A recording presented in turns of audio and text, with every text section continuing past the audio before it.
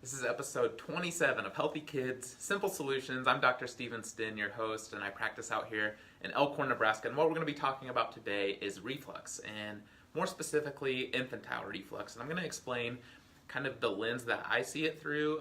Once you understand kind of the physiology of the body and how it works, I'll explain kind of the steps I take that aren't commonly thought of that lead to something like infantile reflux. So the first thing is, what is this reflux? It's really when your lower esophageal sphincter is not closing properly. So you have your mouth, and then it goes down to your esophagus, and then into your stomach.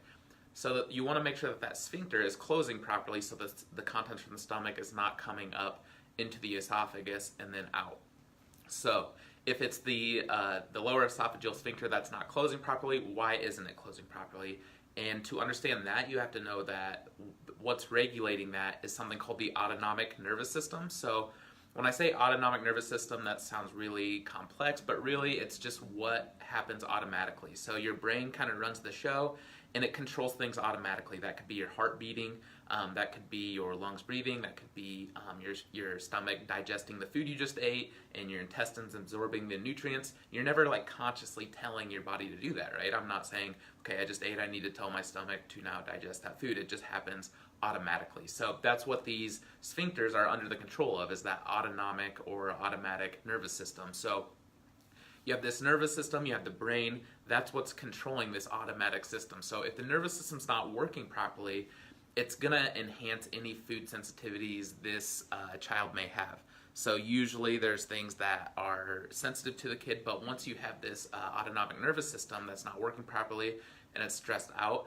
these food sensitivities are going to get accentuated. So when this autonomic nervous system gets stressed out, it causes the things that run or get regulated by it to not work properly. So what would stress out the brain, or what would stress out that autonomic nervous system to make that lower esophageal sphincter not want to work properly? And the most common thing that I point to is the very top joint in your skull. So your skull goes from skull, and then it goes to the very first bone in your neck.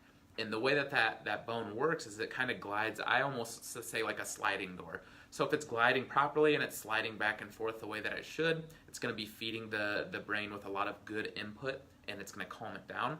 And everything that is run by that autonomic nervous system is going to work properly. But what happens is, let's say that it's not moving like this, and that sliding door is jammed. So you can't push it open, you can't pull it open, and it's just kind of stuck, and it's not moving properly. When that happens, it really stresses out the brain.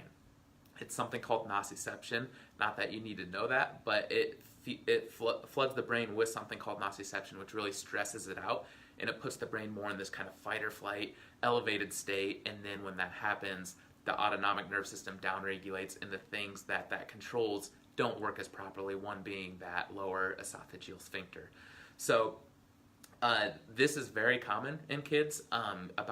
They've done studies, about 80 to 90% of kids during the birth process get that top joint fixated somehow, usually after the birth, because they're getting assisted out at this area kind of as a fulcrum. They're getting assisted out. Maybe it's through vacuum, or maybe it's through forceps or C-section. Usually there's a lot of torque to this area of the spine, and it's the most commonly affected through the birthing process. So when that happens, if that were to kind of stick that joint and not let it move properly, it's going to really stress out the brain, really stress out that autonomic nervous system, which is going to lead to whatever that control is not working properly, one being that esophageal sphincter. So the number one thing that I do for these kids is I want to do nerve system testing on them, which is very non-invasive. It doesn't hurt or anything like that, but it just gives me an idea how that autonomic nervous system is working.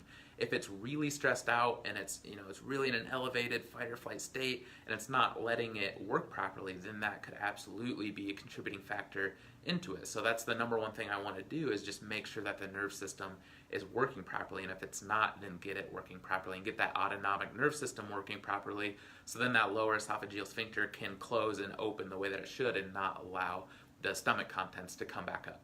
So if you're interested in that, or even a consult, feel free to call the office. Our number is 402-504-4676. I'm always here to answer any of your questions. But with that, that's about all I have for you this afternoon. I hope you enjoyed it. And then tomorrow will be episode 28 of Healthy Kids, Simple Solutions. I'll jump back on, so I hope to see you guys then. Take care and have a good one, guys.